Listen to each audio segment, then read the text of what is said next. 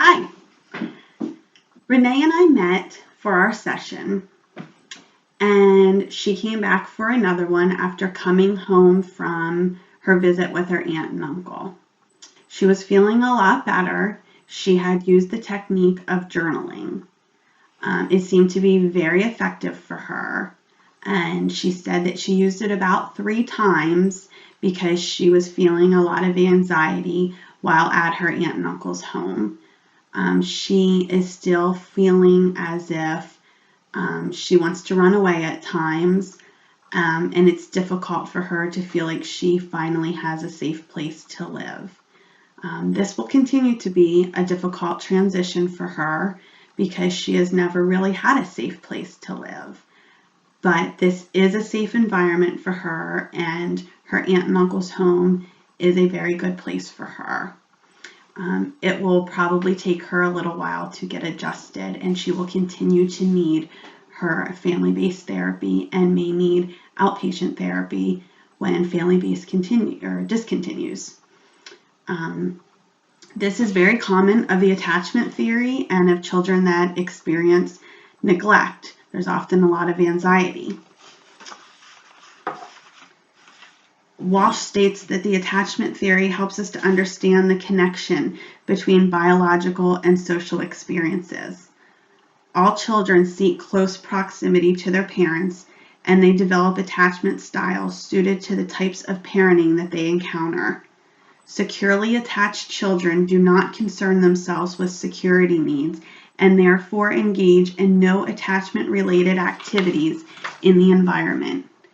Insecure attached children engage themselves in exploratory behaviors and learn to not express needs for closeness nor attention. When parenting is inconsistent or unpredictable, a child often experiences anxious, ambivalent attachment. Avoidantly attached children maintain proximity to their parents who otherwise may reject them. These children often will suppress their expressions rather than risk further rejection. Children that exhibit the disorganized attachment style gain a sense of security from parents who are perceived as frightening.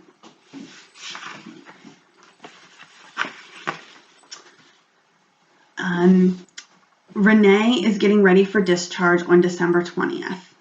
She's going to go home before the holidays. We feel here at the residential treatment facility that she is ready. I have made the referral for family-based services, and they are going to get started around December 10th. It's going to try to overlap a little bit before she leaves here. I've also scheduled her appointment to meet with the psychiatrist, and she has an appointment on January 6th. She'll be discharged with enough medication so that she will not run out. Her aunt and uncle have agreed to continue with the YMCA and to continue with horse therapy as well. Renee has expressed an interest in cheerleading, and she's going to try out for the cheerleading team once she starts at her new school. She's starting to look forward to starting at a new school and meeting new friends, so that's extremely positive. She's also been discussing starting a new job, and she's looked into jobs at the mall and at the grocery store, but thought she's going to wait a little bit until she gets settled in her home and gets settled at school a little bit. So she might not start until January or February and looking for a part-time job. When Renee returned from her visit, we went over her goal plan, and she had 4 goals on there, as we discussed earlier. Participating in services was her first goal, and meeting with the psychiatrist on a monthly basis. She has met that goal. She's going to meet with her family-based team at least 2 times weekly. She has been linked to that service, and they will meet with her at least 2 times weekly. She has participated in all of her family sessions while she's been in treatment. She has met with me at least 1 time weekly, and she has participated in group therapy at least 1 time weekly. She has participated in her community activities. She has gone to horse therapy 1 time weekly, and she's gone to the YMCA 2 times a week. She has seeked interest in cheerleading, which is a new community activity, and she'll participate in that at least one time a week. Aunt and uncle have agreed to the horse therapy and the YMCA at least one time a week. Her academic success, Renee and I pulled up her grades, and she had all A's and B's. She's doing extremely well academically. And her and I discussed a plan with her new school of meeting with the teachers if she has any concerns at all or if she's struggling in any way.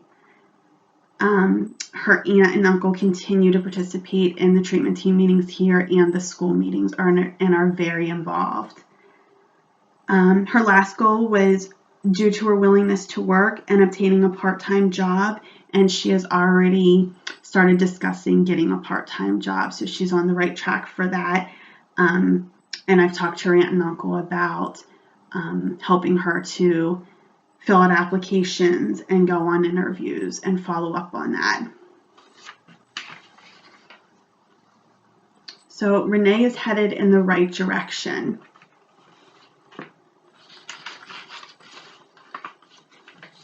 So while working on this case and preparing for my professional development, I've reflected upon my use of self. I have found that in working with a child and adolescent population, personality is the key. You often have to have fun with this population.